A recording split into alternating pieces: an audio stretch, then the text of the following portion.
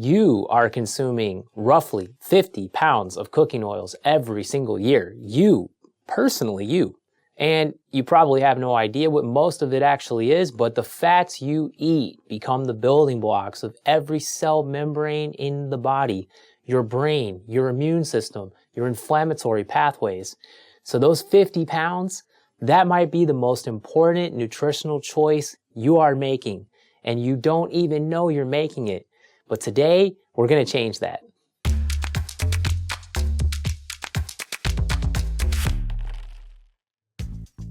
For most of human history, our ancestors consumed omega-6 and omega-3 fatty acids in a ratio of roughly 1:1. That balance came naturally from wild game, fish, nuts, seeds, and foraged greens. Today, the modern Western diet has pushed that ratio to 15:1, and in some cases as high as 20:1, and that's not a small shift. That's a massive departure from what our bodies were designed for. Why does it matter? Because omega-6 fatty acids, when consumed in excess relative to omega-3s, promote a pro-inflammatory state. Published research has shown that simply lowering the ratio from 15:1 down to 4:1, that's 4:1, you still have 4x the omega-6 to omega-3s, but you're doing better, that this was associated with a 70% decrease in total mortality of cardiovascular illness. 70% decrease in cardiovascular mortality just from improving the ratio. And that tells you how far off course we've drifted and how powerful even a partial correction can be. And this is exactly why so many people still can't shake their pain, even when they're making other meaningful improvements to their lifestyle. The seed oils are quietly working against them. Let's talk about the 5 oils that dominate the American food supply. We have canola, soybean, safflower, sunflower, and corn oils. They are in everything from restaurant fryers to salad dressings to packaged snack foods. But here's what's most important that people don't realize about how these oils are made. It starts with chemical extraction using hexane, a petroleum-derived solvent. Then the crude oil is degummed, bleached with clay filters, and deodorized at temperatures exceeding 400 degrees Fahrenheit just to remove the rancid smell that develops during processing, and these oils haven't even been cooked with yet.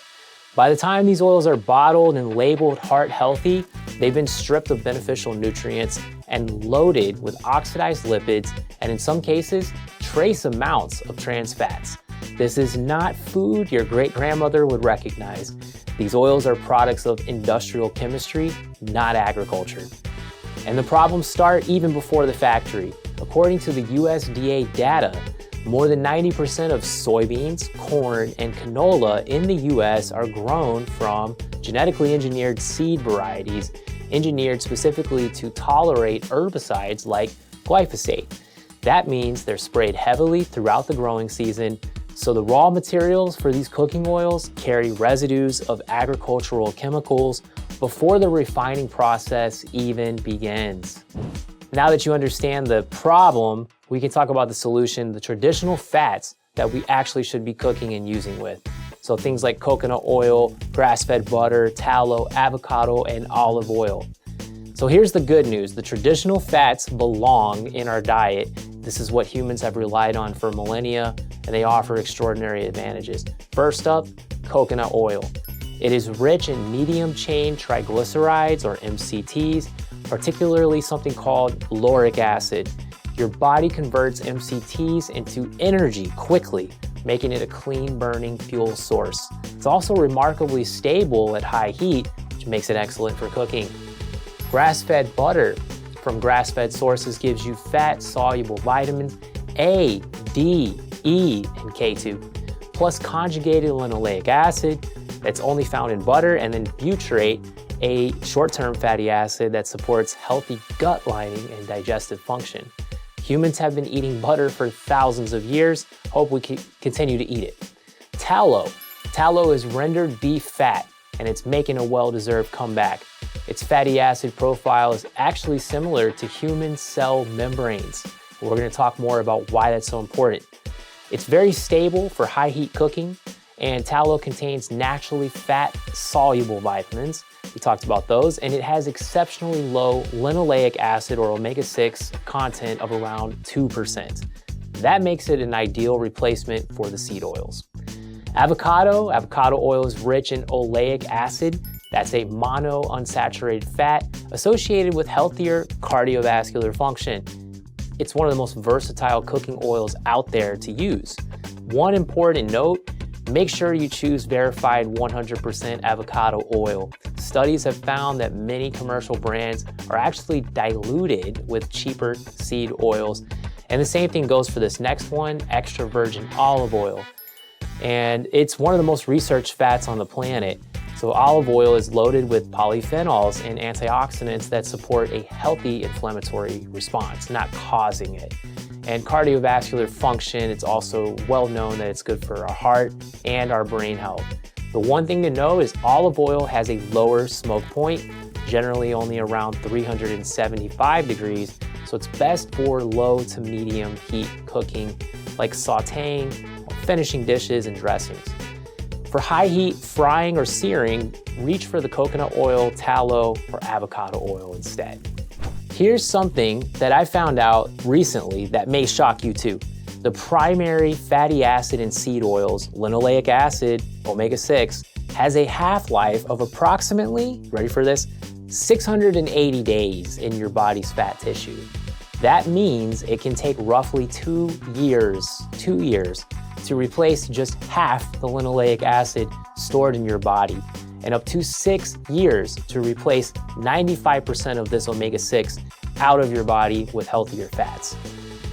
That is not a weekend cleanse, it's a long-term commitment to changing the raw materials your body has to work with. But the sooner you begin, the sooner your body can start the slow yet powerful process of cellular renewal.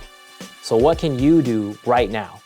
Start reading the labels, ask questions at the restaurant, clear the seed oils out of your pantry, stock your kitchen with coconut oil, grass-fed butter, tallow, verified avocado oil, and high-quality extra virgin olive oil. I did this move and it has been so beneficial to me and my family. I can't tell you how much better I feel after a meal.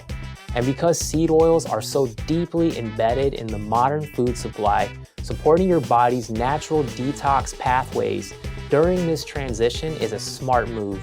Targeted omega-3 supplementation can help shift your fatty acid balance back toward where it should be. And nutritional support for a healthy inflammatory response can help your body recover from years of excess omega-6 intake. That's why we recommend our Polar Power. It's rich in omega-3s. That's our wild-caught sockeye salmon. You can get in oils or you can get it in a soft gel. The oils you cook with are not a small detail. They are among the most consequential nutritional choices you make every single day. For nearly all of human history, we ate fats that were stable, nutrient-dense, naturally balanced. The industrial seed oils that now dominate our food supply are a radical departure from that tradition, and the health consequences are getting harder to ignore. Give your body the right building blocks. Your cells will thank you for every step in the right direction. If this video opened your eyes, hit that subscribe button, drop a comment below, share this with someone who needs to hear it. And you can also read the full article with the study links. I'll put that in the description below. Until next time, take care of yourself and eat to live.